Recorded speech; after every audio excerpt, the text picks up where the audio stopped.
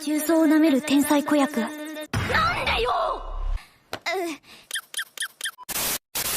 Halo Mina, genki desu ka? Oke, jadi untuk kali ini aku akan reaction episode ke-6 anime Higeki no Genkyo, atau kalau Megane Sensei bilang anime isekai nangis. Oke, awal video masuk seperti biasa diawali dengan musik BGM yang memanjakan telinga. Kalau kalian nggak sadar, aku saranin pakai headset sih kalau nonton ini anime. Karena musik di anime ini nggak ada habisnya, bahkan setiap adegan pasti ada musik BGM-nya. Dan baru kali ini sih aku salut sama studio atau lebih ke komposer musik yang bikin BGM di anime ini.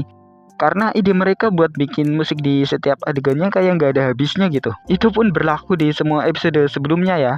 Oke lanjut, di scene ini saat Fred baca buku, Fred bisa menghafal buku dalam sekali baca dan kemampuan tersebut berasal dari kepintaran Fred sebelumnya atau sebut saja Fred jahat ya. Ini juga ada di episode sebelumnya saat menyelamatkan komandan. Fred baik juga bisa bertarung karena keahliannya yang ada di dalam tubuh Fred jahat. Dari situ aku sadar sih alasan kenapa Fred baik selalu khawatir kalau suatu saat nanti Fred baik juga akan mewarisi sifat kejam dari Fred jahat. Mungkin itu juga alasan kenapa Fred memberikan pesan ke Stell dan Arthur untuk membunuhnya kalau sewaktu-waktu Fred baik itu jadi ratu yang sangat jahat ya di masa depan. Masuk akal sih, masuk akal. Di sini ini aku ngakak sih lihat Stell yang baper pas Tiara ngomong kalau Tuan Putri di cerita buku itu mirip dengan Fred. Frednya malah mikir Stell pasangan sama Tiara, asem. Jadi kayak cinta segitiga gitu.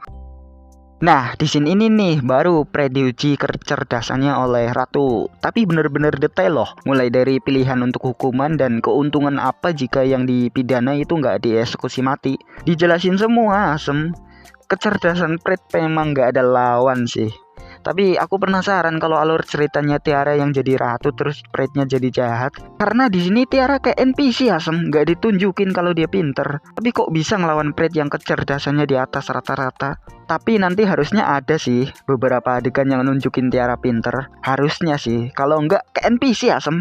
Penasaran aku jadinya sama cerita gamenya. Jadi Tiara itu dibikin NPC ya, lebih ke NPC daripada protagonisnya. Baru kali ini nih ada adegan tanpa BGM. Kukira bakal ada BGM-nya semua, asem. Kehabisan ide kayaknya ini komposernya. Mulai nih bumbu-bumbu romance. Tapi ini couple-nya masih samar-samar ya. Karena Stell sama Arthur kayak sama-sama punya perasaan ke Fred. Siapa nih yang bakal jadi couple-nya Fred? Kalau aku sih jagoin si Arthur. Kalian sadar nggak sih di scene jendela terjadi time skip? Lihat aja pohonnya. Awalnya daunnya lebat terus perlahan-lahan kelihatan rantingnya. Dan itu juga diperjelas saat scene yang menunjukkan wajah Fred yang kelihatan beda ya. Sama Fred nyinggung umurnya udah 13 tahun. Jadi pas jatuhin hukuman buat Val, Fred umur berapa asem? Tapi bener-bener ya time skipnya itu nggak kerasa banget, nggak kayak di anime lain yang tiba-tiba time skip 7 tahun kemudian. Oh iya, pas di episode 1 juga Fred masih 8 tahun. Tapi pas ini aku nggak sadar time skipnya di mana. Tapi setelah aku nonton ulang, time skipnya ada di awal episode 3 asem. Cuma tulisan doang asem, tapi emang mukanya beda dikit sih. Mungkin kalau tinggi badan sedikit sadar ya. Cuma aku nggak mikirin banget pas itu. Oh, jadi 5 tahun berlalu. Berarti awal-awal masuk ke tubuh Fred terus ketemu Stell. Cuma di scene Fred nentuin hukuman buat Val nggak dijelasin Fred umur berapa ya. Tapi tiba-tiba time skip aja gitu. Oke, masih bagus lah untuk ceritanya. Cuma di episode ke-6 ini jarang nangisnya ya. Malah lebih ke romance. Tapi menurutku ini ke romance-nya nggak bakal dijelasin secara rinci, lebih ke subromance aja. Aku berharap sih gitu ya, soalnya kalau diceritain banget bumbu romance-nya aku jadi males nonton gitu. Rusak alur ceritanya nanti.